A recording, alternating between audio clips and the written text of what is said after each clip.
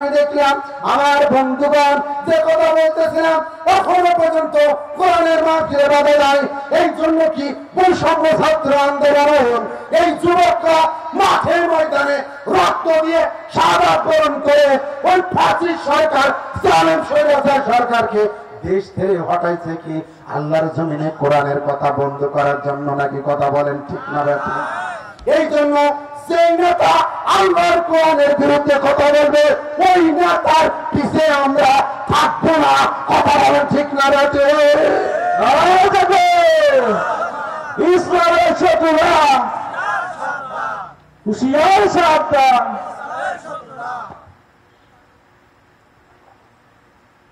আমার ভাইয়েরা, এই জন্য আমরা ওই নেতার আনুগত্য করতে চাই, ওই নেতার সত্য মানতে চাই, যে নেতা কোরআন দিয়ে রাষ্ট্র চালাতে চায়, কোরআন দিয়ে সমাজ পরিচালনা করতে চায়, কোরআন দিয়ে ইউনিয়ন পরিষদ চালাতে চায়, এমন নেতাদের আগামীতে নির্বাচনে নির্বাচিত করতে হবে।